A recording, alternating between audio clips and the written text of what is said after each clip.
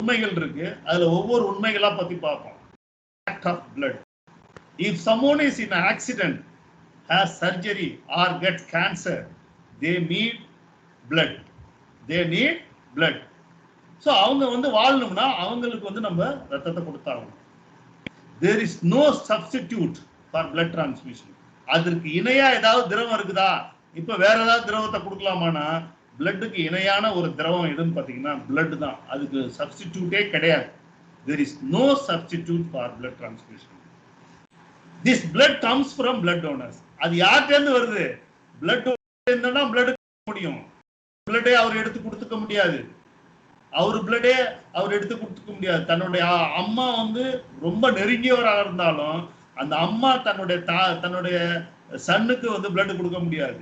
ஏன் கொடுக்க முடியாதுன்னு சொன்னா அவங்க 2 பேத்துக்கும் ஒரே வகையான பிளட் இருக்கணும். அவங்க 2 பேத்துக்கும் கிராஸ் மேட்சிங் மேட்ச் ஆகணும். அவங்க அந்த அம்மாவுக்கு ஹெச்பி கரெக்டா இருக்கணும். ஹீமோகுளோபின் 12 இருக்கணும். இதெல்லாம் ஃபேக்டர் சேர்ந்து ஒருங்கிணைஞ்சு வந்தாதான் அம்மா கூட தன்னுடைய குழந்தைக்கு ரத்தம் கொடுக்க முடியும்.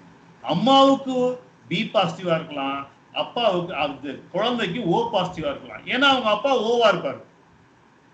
அப்ப அம்மாவால தன்னுடைய பையனை கொஞ்சின தன்னுடைய பையனுக்கு தன்னுடைய பிளட்டை கொடுக்க முடியாது. அப்ப அப்பா கொடுக்கலாம்.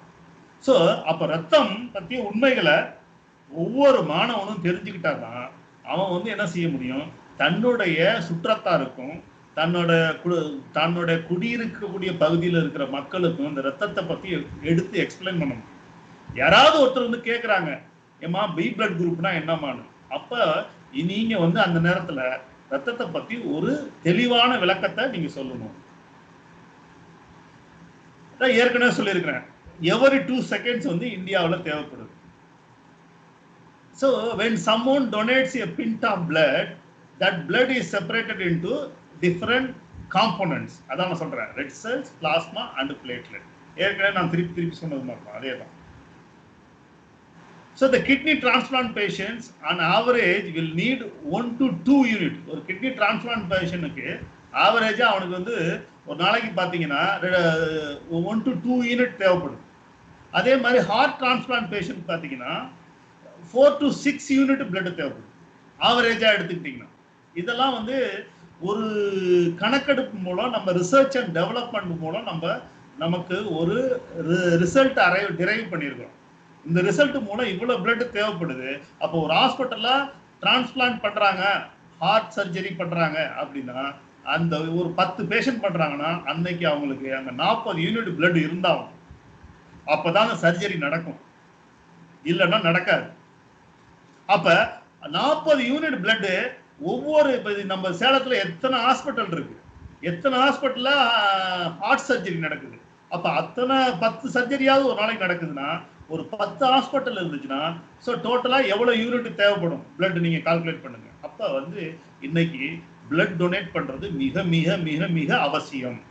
ஒவ்வொரு ஹாஸ்பிட்டல்லையும் ரத்தம் வந்து அதிகமாக தேவைப்படுகிறது.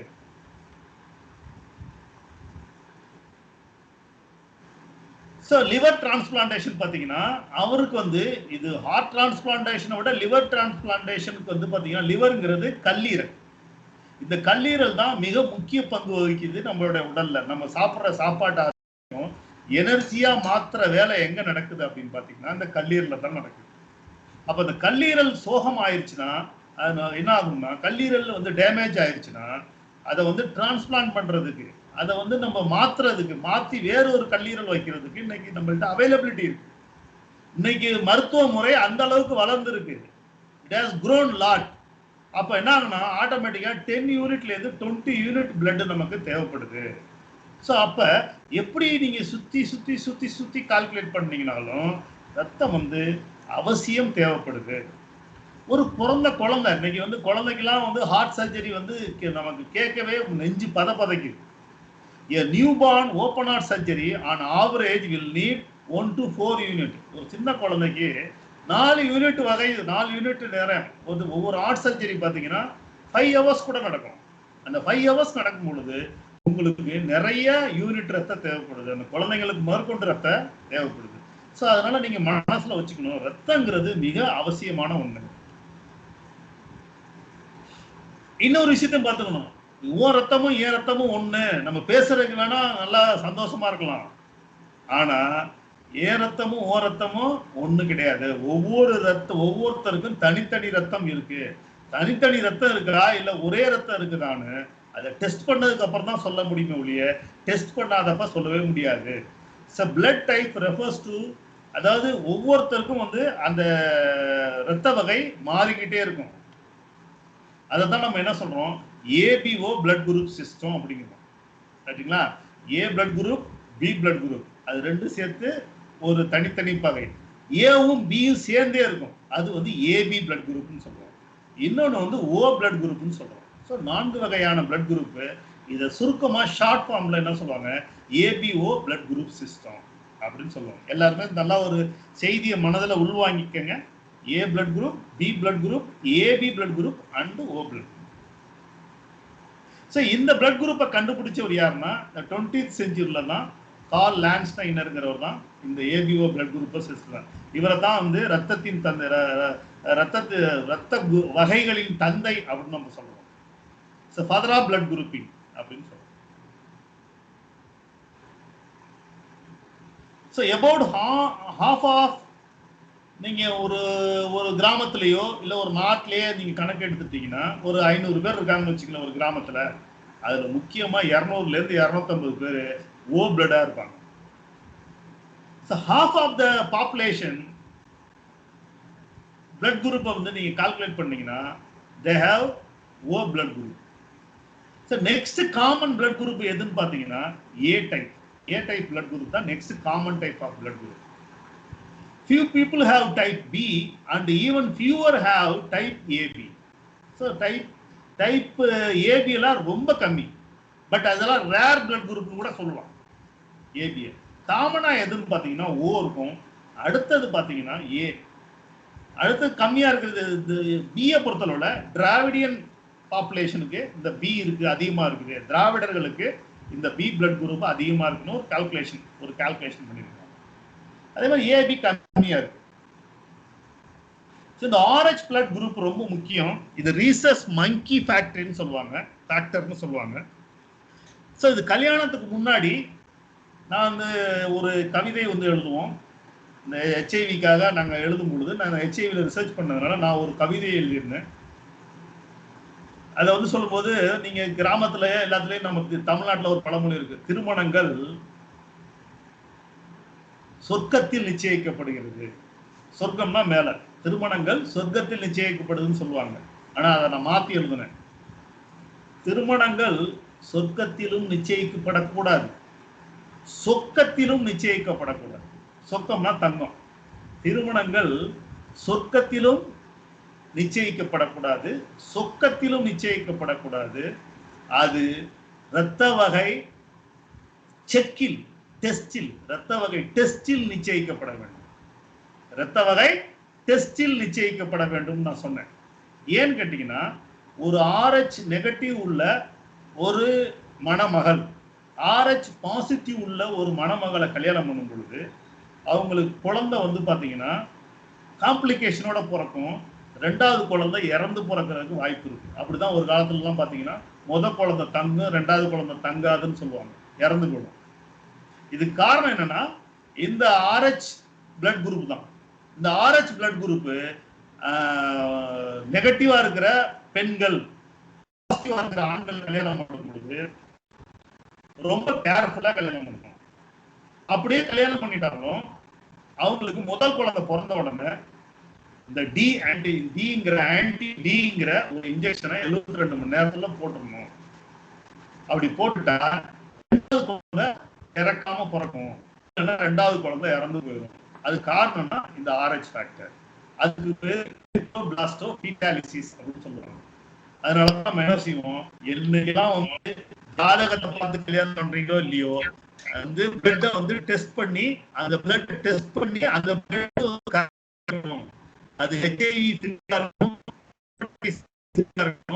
அதே மாதிரி 2 பேரும் கட்டப்படாது. இப்படி இருந்து கல்யாணம் பண்ணா அவங்க சந்தோஷமா இருப்பாங்க. ஜாதகத்தை பார்த்து கல்யாணம் பண்ணி சந்தோஷமா இருக்கிறாங்களா எனக்கு தெரியாது. ஆனா இந்த ரத்தத்தை பார்த்து கல்யாணம் பண்ணீங்கன்னா நீங்க சந்தோஷமா இருக்கலாம்.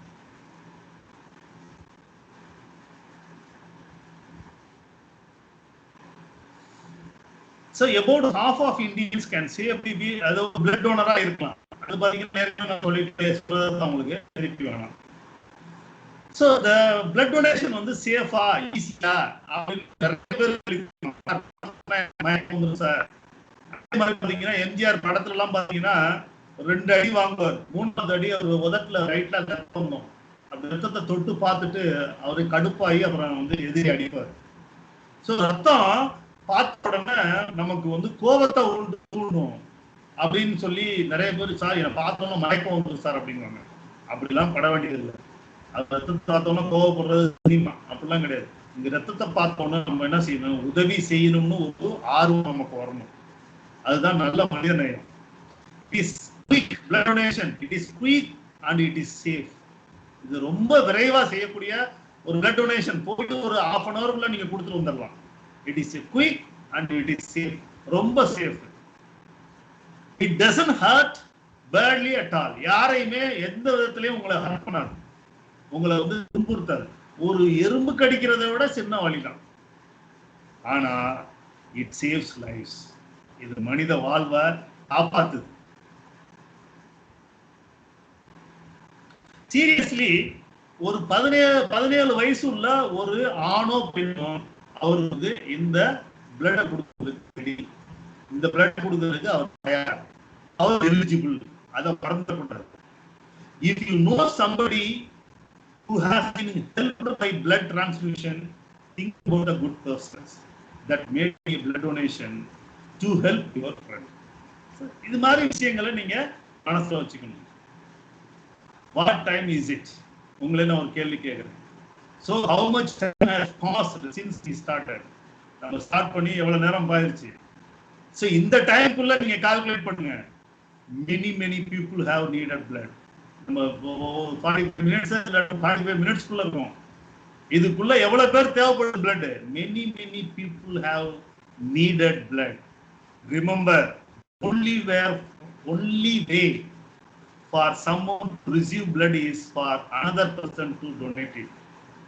அவங்க தேவைப்படுற அத்தனை பேருக்கு யாராவது டொனேட் பண்ணா பிளட் கிடைக்கும். அதை வச்சுக்கணும். யாராவது டொனேட் பண்ணலன்னா அவங்களுக்கு பிளட் கிடைக்க வாய்ப்பு உள்ளது. அப்ப உங்க இந்த வெபினார் முடிஞ்சோன்னா ஒவ்வொருத்தருடைய மனதிலையும் என்ன வரணும் அப்படின்னு பாத்தீங்கன்னா பிளட் டொனேஷன் வந்து அந்த எண்ணம் வந்து ஞாபகத்துக்கு வரணும். ஸோ இது மாதிரி நம்ம பிளட் செல்ஸ் இதெல்லாம் பத்தி பார்த்தோம். இப்போ பிளட் டொனேஷன் என்ன அப்படின்னு பாத்தீங்கன்னா, so one donation can help save the lives up to 3 people. ஒரு பிளட்டை வந்து நீங்க கொடுத்தீங்கன்னா ஒரு 300 ல இருந்து 450 ml பிளட் நீங்க கொடுத்தீங்கன்னா அது more than 3 people's யூஸ் ஆகுது. உடனே ஒருத்தர் கேள்வி கேட்கலாம், சார் நான் கொடுக்கறது பிளட் எப்படி சார் 3 பேருக்கு யூஸ் ஆகுது? அந்த பிளட்டை 3ஆ பிரிச்சுருவாங்க. நான் ஏற்கனவே சொன்னேன்ல, காம்போனன்ட் செப்பரேஷன், பகுதி பொருள்களா பிரிச்சுருவாங்க. பிளாஸ்மா அப்புறம் என்ன செஞ்சிருவாங்க, அதே என்ன செஞ்சிருவாங்க, ஆர்பிசியா பிரிச்சுருவாங்க, பிளேட்லெட்டா பிரிச்சுருவாங்க. ஸோ ஒரு சிங்கிள் டைம்ல நீங்க கொடுக்குற பிளட் 3 பேர்த்தோட லைஃப் வந்து பாதுகாக்குது. ரைட்டுங்களா? அதே மாதிரி the most common reason blood வந்து ஏன் கொடுக்க மாட்டாங்கிறாங்க அப்படின்னு சொன்னா, அவங்க சொல்ற ஒரு பதில், எங்களுக்கு கிடைச்ச பதில் இருக்குன்னா, நெவர் தாட் அபவுட் இட். நாங்க அதை பத்தி யோசிச்சதே இல்லை சார் அப்படின்னு. ஐ டோன்ட் லைக் சார், இது ஊசி குத்துறது எனக்கு பிடிக்காது சார். இதுதான் காமனா சொல்றாங்க. ஆனா நீங்க ஞாபகம் வச்சுக்கோங்க, இந்த ஓ பிளட் குரூப்காரங்க இருக்காங்கல்ல, அவங்க யூனிவர்சல் டோனர். ரொம்ப செகண்ட் வேர்ல்டு வார்ல எல்லாம் சிப்பாய்கள் வந்து ரொம்ப கஷ்டப்பட்டுக்கிட்டு இருந்தப்ப இந்த ஓ பிளட் குரூப் தான் ரொம்ப யூஸ்ஃபுல்லா இருந்தது. அப்ப நீங்க மனசுல டொனேஷன், பிளட் டொனேஷனை ஒவ்வொரு விதத்துலையும் ஒவ்வொரு ஸ்லைட்லையும் நீங்க மனதில் உள்வாங்கி நீங்க பதிய வச்சுக்கோங்க. உங்களுக்கு மெமரியில் அது ஏறிக்கிட்டே இருக்கணும். ஆனா இப்போ வந்து இந்த ஓ பிளட் குரூப்பை கொடுக்கணுமா, அதை யூனிவர்சல் டோனரா அக்செப்ட் பண்ணிக்கலாமானா அப்படிலாம் கிடையாது. இப்போ தேவையில்லை. ஏன்னா நம்ம பிளட் டொனேஷன் கொடுக்கும் பொழுது நம்ம அந்தந்த பிளட்டே கொடுக்கறது ரொம்ப சின்ன காம்ப்ளிகேஷன் தவிர்க்கிறதுக்கு யூஸ் பண்ணலாம். ஆனா வேர்ல்டு வார்ல இதை யூஸ் பண்ணாங்க யூனிவர்சல் டோனரா. அப்ப யாரு சாப்பிடலாம், யாரு பிளட் கொடுக்கலாம்னா 17 வயசுல இருந்து 76 வயசு வரைக்கும், 76 வயசு வரைக்கும் ஆண் பெண் இருபாலரும், both male and female, they can donate the blood. So ஒரு கால்குலேஷன் எடுத்துக்கங்க. அவங்க வந்து தன்னுடைய வாழ்நாளில் 17 வயசுலேருந்து 76 வயசுலேருந்து அவங்க பிளட் வந்து எவ்வரி இயர் கொடுத்துக்கிட்டே வந்துட்டாங்கன்னா அவங்களோட இது வந்து எவ்வளோ வரும்னா 48 கேலன்ஸ் ஆஃப் பிளட். ஸோ ஒரு கேலன்ஸ் அப்ராக்சிமேட்ல எவ்வளோ பார்த்தீங்கன்னா 3.7 லிட்டர்ஸ், ரைட்டுங்களா? அவங்க தன்னுடைய வாழ்நாளில் ஒரு 1000 பேர்த்த காப்பாற்றக்கூடிய ஒரு நபராகவும் ஒரு பெருமை மிக்க நபராகவும் மாறுறாரு. ஸோ 17 வயசுல அவர் கொடுக்க ஆரம்பிச்சாருன்னா அவர் 76 வயசு வரைக்கும் வாழ்ந்தாருன்னா அவருக்கு கொடுக்கக்கூடிய ரத்தத்தோடைய தொடர்ச்சியா ரத்தத்தை கொடுத்தாருன்னா அவர் தொடர்ச்சியா அவருக்கு எவ்வளவு வருதுன்னா 48 கேலன்ஸ். ஸோ 48 into 3.7 லிட்டர்ஸ் கால்குலேட் பண்ணிக்கோங்க. ஸோ அப்ப அவரே வந்து ஒரு 1000 குடும்பத்தை காப்பாத்துறாரு, 1000 குடும்பத்தை காப்பாத்துறாரு. சார் அந்த பிளட் டொனேஷனால ஏதாவது சைடு எஃபெக்ட் இருக்கா அப்படின்னு நிறைய பேர் கேட்கறாங்க. No, not at all. சந்தேகம் இருந்தா do ask regular blood donors. இதை பத்தி ரெகுலரா பிளட் டொனேட் பண்ணிட்டு இருக்கிறாங்கல்ல, நான் பெருமையா சொல்லிக்கலாம், என்ன கேளுங்க, திருநாவுக்கரசு ஆகிய என்ன கேளுங்க, நான் ரெகுலரா பிளட் டொனேட் பண்றேன். பிளட் டொனேஷனால எந்த சைடு எஃபெக்டும் கிடையாது. நிறைய நண்பர்கள் எனக்கு கிடைச்சிருக்கிறாங்க, அது மாதிரி உங்களுக்கு நிறைய நண்பர்கள் கிடைப்பாங்க. In fact, there are many people who have donated blood more than 100 times in their life. 100 அதாவது 100க்கு மேல டொனேட் பண்ண ஆள்லாம் இருக்கிறாங்க. நான்லாம் கிடையாது, என்னோட பெரிய பெரிய ஆள்லாம் இருக்கிறாங்க. அவங்க எல்லாம் 100 கொடுத்துருக்காங்க. ஸோ அப்ப பார்த்தா எப்படி சார் கொடுக்கலாம்னா, ஒரு ஆணா இருந்தா 3 மாசத்துக்கு ஒரு தடவையும், பெண்ணா இருந்தா 4 மாசத்துக்கு ஒரு தடவையும் பிளட் வந்து கொடுக்கலாம். How frequently I can donate blood? ஒரு கொஸ்டின் கேட்டீங்கன்னா, if you are male, every 3 months you can donate the blood. If you are female, every 4 months you can donate blood. அப்ப அடுத்த கேள்வி உடனே மாணவர்கள் மத்தியில கேட்கும், what should I eat after blood donation? Sir blood கொடுத்துட்டோம்னா என் ரத்தம் எல்லாம் போயிருமே சார், அவ்வளவு தூரம் ஊர்ன ரத்தம் என்ன ஆகுது சார் நீங்க கேட்கலாம். ஒன்றும் ஆகாது.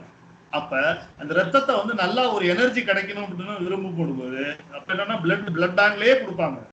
Drink some liquid like tea, coffee, cool drinks, இது பிளட் பேங்க்லயே கொடுப்பாங்க. அதனால நீங்க அதெல்லாம் பத்தி கவலைப்படாங்க. இந்த ஒரு கார்ட்டூன் போட்டிருக்கிறேன். என்னன்னு பாத்தீங்கன்னா, இன்னைக்கு வந்து நெக்ஸ்ட் சொல்ற அளவுக்கு நமக்கு பிளட் டொனேஷன் தேவைப்படுது. அடுத்து அப்படின்னு சொல்ற அளவுக்கு நமக்கு பிளட் டொனேஷன் தேவைப்படுது. ஏன்னா எவரி 2 seconds நமக்கு தேவைப்படுது. So why should I become a regular donor? நான் ஏன் சார் நான் ரெகுலர் எனக்கு ஒரு நாள் கொடுத்தா போதாதா, நான் எதுக்கு சார் ரெகுலரா ஆகணும் அப்படின்னா, dear students, there is a scarcity of blood round the year. The only source of blood is human being. நம்ம ஆட்டு பிளட்டையோ மாட்டு பிளட்டையோ போட முடியாது, மனுஷ பிளட்டை தான் போட்டாகும். அப்ப வருஷம் ஃபுல்லா நமக்கு ரத்தம் தேவைப்படுறதுனால அதுல மெயின் சோர்ஸ் ஹியூமனா இருக்கிறதுனால நம்ம பிளட் டொனேட் பண்ணணும். therefore it is a social responsibility. அது ஒரு சமுதாய கடமை. social responsibility of the person to come forward and voluntarily donate the blood. இது வந்து யாரோ சொல்லி எல்லாம் வரக்கூடாது, நீயா உனக்கா வரணும். அது அந்த வாலண்டரி வரணும், அந்த மனசு வேணும், கொடுக்கணுங்கிற மனசு வேணும். In the view of this, there is a risk of paid and professional donor. அதனால தான் நீங்க இப்படி வாலண்டரா வரலன்னா பெய்டு டோனர்ஸ் இருக்காங்க, அவங்க வந்துருவாங்க. அவங்க வரும்போது அந்த பெய்டு டோனர்ஸ் ஒரு சில விஷயங்களை ரகசியங்களை மறைச்சிட்டாங்கன்னா அந்த ரத்தத்தின் மூலமா நோய் வந்து இன்னொரு நபருக்கு பரவறதுக்கு வாய்ப்பு இருக்கு. இதெல்லாம் அவாய்ட் பண்ணணும்னா வாலண்டரி பிளட் டொனேஷன் நமக்கு தேவைப்படுது.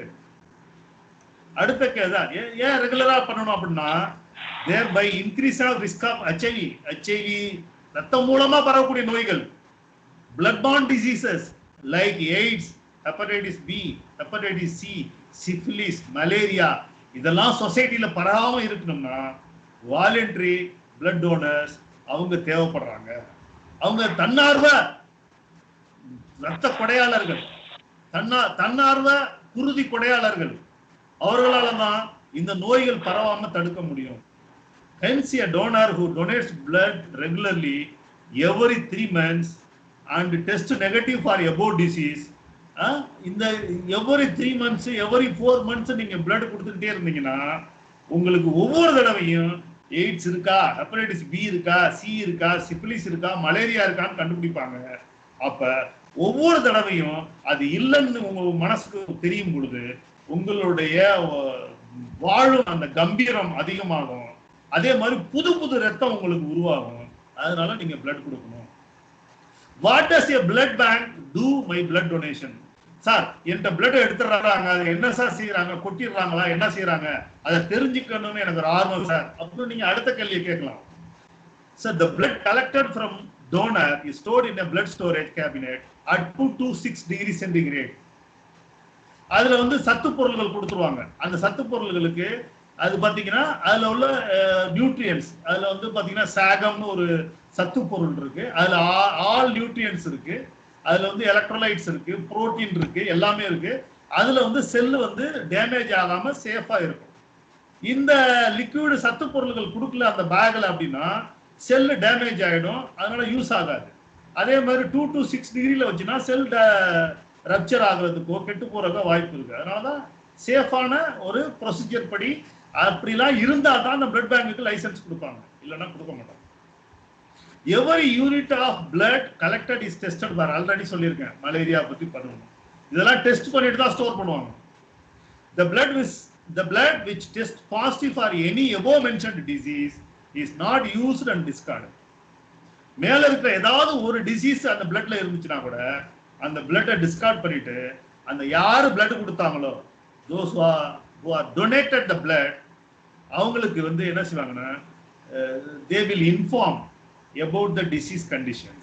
Sir, we have tested your blood and we found hepatitis B positive. Like that, the blood bank will inform the information about your blood condition. உடனே இன்ஃபார்ம் பண்ணிடுவாங்க. So based on that information, you can go for the treatment. That is also useful for the blood donations. The blood collected from the donor, which is negative for above the test, is above testல வந்து ஏதாவது ஒரு test positive இருந்தாலும் அது பிளட்டை Discord பண்ற அதே சமயத்துல எல்லாம் நெகட்டிவ்னா அதை பிளட்டை ஸ்டோர் பண்ணிக்குவாங்க. எவ்வளவு நாள் ஸ்டோர் பண்ணுவாங்கன்னா அது சிபிடிஏ அப்படிங்கிற சிட்ரேட் அந்த லிக்விட் இருந்துச்சுன்னா 35 நாளும், சாகங்கிற ஒரு லிக்விட் இருந்துச்சுன்னா அது 42 நாளும் அதை வந்து ஸ்டோர் பண்ணுவாங்க. எவ்வளவு நாளைக்கு ஒரு தடவை கொடுக்கலாம் அப்படின்னா நான் ஏற்கனவே சொன்னதுதான் அந்த ப்ரொசீஜர். ரைட்டா? What does A blood bank to my donation? ஏற்கனவே அதை சொல்லியிருக்கிறேன், அதை வந்து நீங்க தரலாம். ஸோ இதுதான் பிளட் பேக். இந்த பிளட் பேக்ல தான் அவங்க ஸ்டோர் பண்ணுவாங்க. ஸோ இந்த லைஃப் சைக்கிள் சார் நீங்க கேட்கலாம் சார், இந்த ஆர்பிசி இருக்குல்ல, இந்த ஆர்பிசி ரத்த அணுக்கள் அது 120 நாள் தான் நம்ம உடம்புல வாழும். நம்ம உடம்புல இருக்கிற எலும்பு மஞ்சை போன் மேரோல உற்பத்தி ஆகி 120 நாளுக்கு அப்புறம் அது என்ன செஞ்சிடும், அந்த ஸ்பிளீன் லிவர்ங்கிற போல ஒரு சில இடத்துல போய் செத்து போயிடும். இந்த 120 நாளுக்கு அப்புறம் செத்து போற அந்த ரத்தத்தை யாருக்காவது கொடுத்து பயன்பெறலாமே, அதுதான் இந்த அவேர்னஸ் ப்ரோக்ராமோட இந்த வெபினாரோடைய நோக்கம். சார் நிறைய பேர் டபிள்யூபிசிக்கு எவ்வளவு நாள் சார்? அதுக்கு பாத்தீங்கன்னா 13ல இருந்து 20 நாள் தான். இந்த 13 நாள் தான், 20 நாள் தான். இந்த டபிள்யூபிசி தான் நம்மளுடைய நோய் கிருமிகள்ட்ட இருந்து நம்மளை பாதுகாக்கக்கூடிய ஒரு சிப்பாய்கள். They are soldiers. அவங்க வந்து என்ன செய்வாங்க, போய் அந்த கிருமிகளை முழுங்கி சாகடிச்சுவாங்க. ஸோ அந்த முழுங்கி சாகடிக்கிற அந்த ப்ராசஸுக்கு பேரு பாகோசைட்டோசிஸ் இங்கிலீஷ்ல. இந்த பிளேட்லெட், இந்த பிளேட்லெட்டோட வயசு என்ன பார்த்தீங்கன்னா 7 to 10 days. ஸோ அதனாலதான் நம்ம உடம்பு என்ன செஞ்சிருக்கு, therefore the old ones are continuously being replaced by new ones. 7 to 10 நாள் தான், கொஞ்ச நாள் தான் இருக்கிறதுனால அந்த ஓல்டு ஒன்னு வந்து பாத்தீங்கன்னா அப்படியே அந்த இது சாக சாக சாக சாக அப்படியே ஒரு ரிலே மாதிரி இந்த பிளேட்லெட்டை அந்த போன் மேரை உற்பத்தி பண்ணி கொடுத்துக்கிட்டே இருக்கும். அப்படி இல்லைன்னா ரத்தம் அப்படியே லீக் ஆயிடும். ஸோ இதுதான் அந்த போன் மேரோ. பார்த்தீங்கன்னா உங்களுக்கு நல்லா தெரியும், இதுதான் எலும்பு மஞ்சை. இங்கேருந்து உற்பத்தி ஆகிற இந்த பிளட்டுக்கு வந்து வயசு பார்த்தீங்கன்னா 120 நாள் பாருங்க. இந்த இடத்துல மென்ஷன் பண்ணியிருக்கிறேன். 120 நாளுக்கு முடிஞ்சதுக்கு அப்புறம் இந்த இடத்துல இது வந்து இந்த ஸ்பிளீன்ங்கிற மண்ணீரல், இது வந்து பார்த்தீங்கன்னா லிவருங்கிற கண்ணீரல், அப்புறம் கிட்னி, இந்த எல்லா இடத்துலையும் இது என்ன செஞ்சிடும், போய் செத்து வெளியே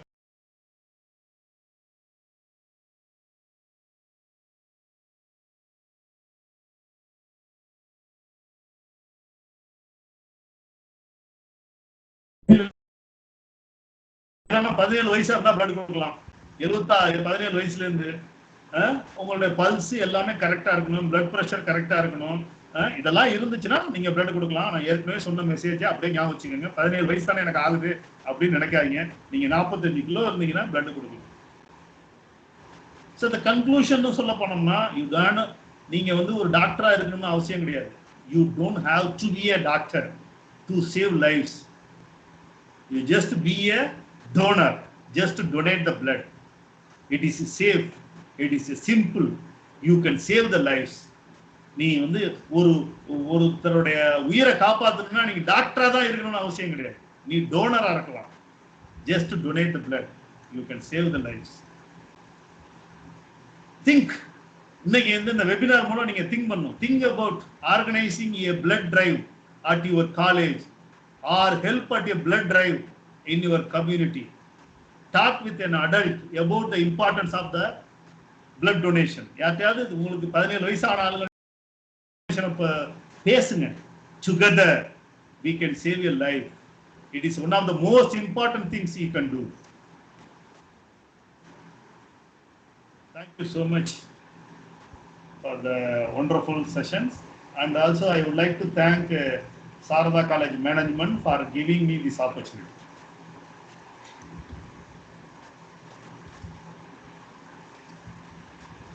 Hello, madam. Can you hear me? Yes, madam. Yes.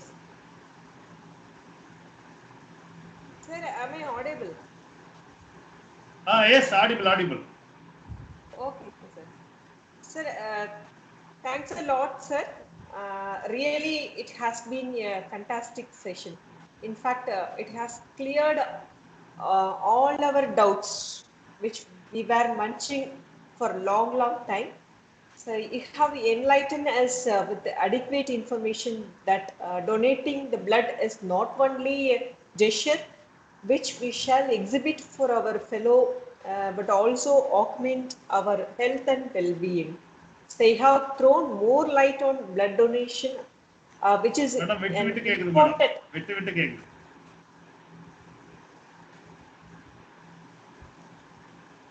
Hello. Hello, sir. Am I audible? Wait. No, madam. Break out. Voice break out. 1 minute, sir. Sir, now it is okay. Hello. Sir, இப்ப கேக்குதுங்களா? Ma'am it is audible. Break ஆகுது madam. பரவாயில்ல madam, break ஆகுது. யாராவது சந்தேகம் இருந்தா கேட்க சொல்லுங்க madam. Students, if you have any doubt, you can ask.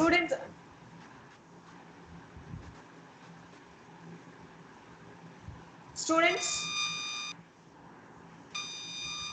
participants, you can clarify your doubts, ma.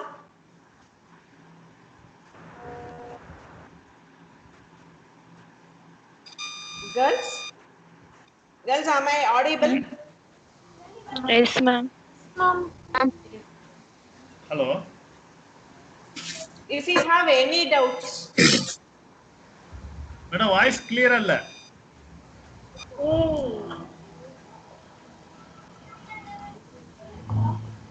Sir, இப்ப கேக்குதுங்களா?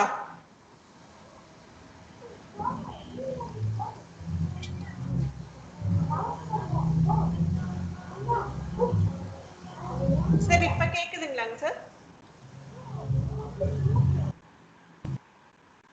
Girls? Ma'am, voice clear தான் ma'am இருக்கு. கேக்குதுங்க ma'am. கேக்குதா? Yes ma'am, clear தான் ma'am இருக்கு. Okay, sir கேக்கல போல இருக்கு. Sir?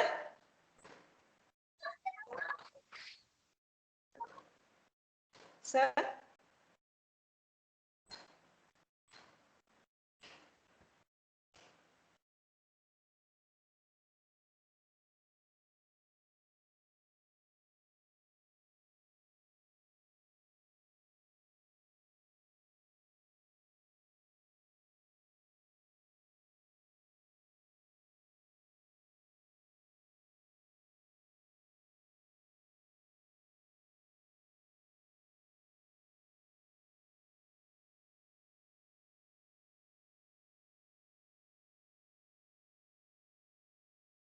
Ma'am, shall I ask the question, ma'am?